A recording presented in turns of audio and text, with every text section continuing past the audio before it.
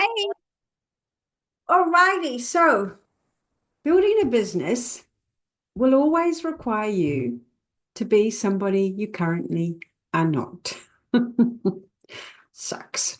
Okay, but what do I mean by that? Why do I say that? Because no matter what level you are at, there is always another level to attain. We are in the business of selling our services, selling what we know, our expertise to people who also want to learn that, grow from that, and become the vision of them that you're promising in your transformation. Because remember, we are businesses that solve problems. We take somebody from their point A and deliver them to their point B using our proven method, our transformation, the tools that we know will get them the results they want, which is the big. Now, this journey is incredibly hard for most people. I don't want to sugarcoat that because I think when we hear it's supposed to be easy and it's supposed to be in aligned and it's supposed to flow and your energy just goes out there and brings your people to you. Don't get me wrong, I believe in all of that. I'm a bit woo. I do listen to my human design chart, my astrology. I do think about my energy and my vibration. But here's what I also know to be true about me, and maybe for you too. I'm ruled by what I think. What I think is how I feel. How I feel is the action that I will take. And so I need to always come back to who I'm being in the moment in order to ensure that my business continues to grow and develop because I don't think that we ever appreciate just how visible, how much effort we need to put into these businesses to get our clients to see us, find us, tune in, and then eventually decide to work with us. That is work that I don't think we, honestly, everybody I speak to, without exception, never understood how much effort that was going to take, what type of learning was going to be required, what skill development was needed. And so I like to make things simple. I like to shortcut things where I can because I'm a person that likes to go fast and get to the result as quickly as I can. And it's how it shows up in all aspects of my life. If I'm driving a car, I want to get from A to B as quickly as I can. My partner, on the other hand, is quite happy to doodle around, and I'll often say, he needs one of those bobbling heads in his car so he alerts everybody around him that he's one of those types of drivers. I digress. So, what is, in my opinion, the quickest, fastest way for you to become the business owner that generates income in your business, that actually has an audience that follows you, has something of value to offer to the world? And you all have something of value to offer to the world. You've just got to learn how to package it, talk about it, and message it in a way that inspires and activates the person to want the end result with you, right? So, what do I suggest you do? What is that quickest, fastest way? I want you to sit there and I want you to grab a piece of paper and a pen. And look, I often will say to everybody, just scooting over here, grab paper and pen. And I like these big, thick books. Remember we used them at school because I want you to take this bit seriously. If you still haven't got the results in your business you want, if you still aren't at the level of success that you desire, that's great because that inner need, inner drive, that's what's going to keep you at the coalface working. But you're going to get to decide how long it takes you. I had a horse instructor. Unfortunately, he's passed now, but he was one of the last living what we call classical masters on the planet, Charles de Comfy, if any of you ride horses. And he used to have a saying because he always felt that when we were learning to sit into our horses, we were better off leaning back. And as a dressage rider, none of us want to lean back. We want to be upright and looking very strong and stable in the seat. But he wanted us to lean back so that our hips could learn the movement and follow the horse more correctly. And then we could use our cores to sit upright and go with the horse. And he used to say in his sing-songy voice, lean back, lean back. And his message would then be, it might take you a week, it might take you a month, it might take you a decade. You get to decide. And what he always meant by that is each person's journey was individual and unique. And it depended upon how much and how willing you were to take on that feeling of, oh, all of the fears, the failure, the judgment, the not doing it right, the discomfort of it, because the more you did it, the more you would get that feeling in your body, the more you could sit upright and keep that feeling. Same for your business. So what I want you to do is I want you to take a pen and paper, and I want you to write at the top, and I want you to write, who do I need to be to create X in my business? Now it's a business, so my belief is that X is going to be number of clients or income. So let me repeat that. Who do I need to be to create X in my business? Now it's not why question, it's a who question. And I have a firm belief that we only figure out the how when we do it, and who is simply, how do I become the business owner that creates X?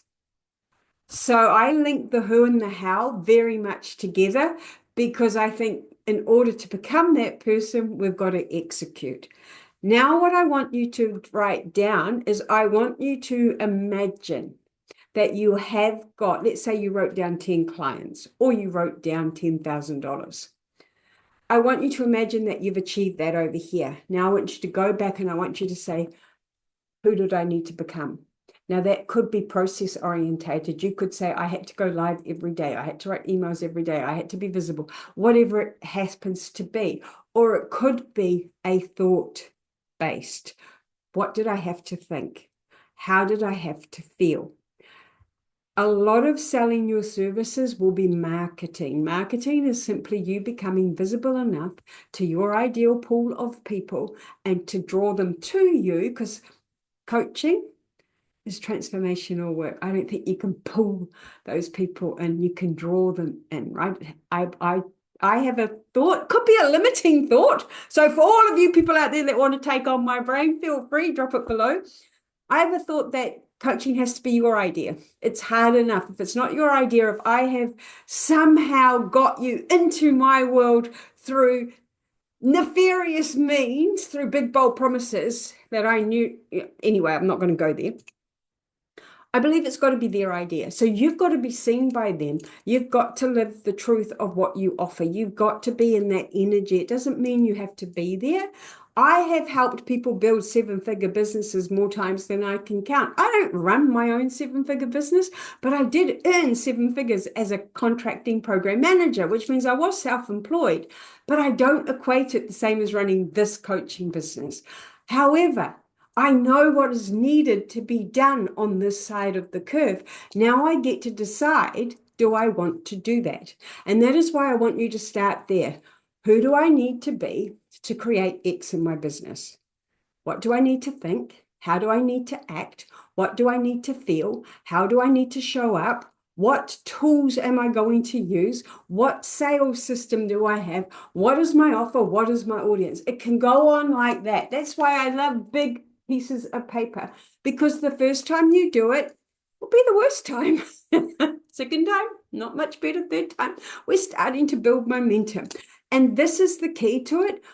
Who you are today in the perfect world will not be who you should be in 30 days' time. In 30 days' time, something should have moved, changed, or developed within you.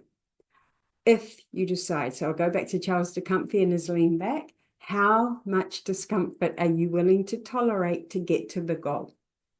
How much are you willing to take on? I talk about you needing to embrace risk. Being an entrepreneur, being a business owner is all about becoming comfortable with risk, becoming comfortable with failure. And that, I think, is something that needs to be written in this Who Do I Need to Become? Or who am I when I earn? Simply because at the moment, conversion is 10 to 15%. So if you have 100 people, you're likely to convert 10 or 15 of them, which means 90 to 85 will be no's. Now, if we don't manage our minds, if we don't understand that going forward, which is why I love numbers, because numbers are unemotional. They're just facts. They're progress trackers as well. So if we focus on the 85 that say no and not the 15 that say yes, we're going to let our brains feel defeated, deflated, and like it's never working. So we have to educate ourselves about what is possible in a realistic way, so that when we're measuring ourselves and our performance, we are doing it through the lens of possibility. I find that that helps us enormously, because even on social media, I will find people who are still on social media and still actively marketing there. And there's been a big drop off. You don't get the views, the likes, the comments that you once did. But that doesn't mean people aren't watching. That doesn't mean people aren't engaging. But if your brain decides to make it mean that, will you keep showing up? Will you keep sharing the information that you have to share? Will you keep putting value out into the world?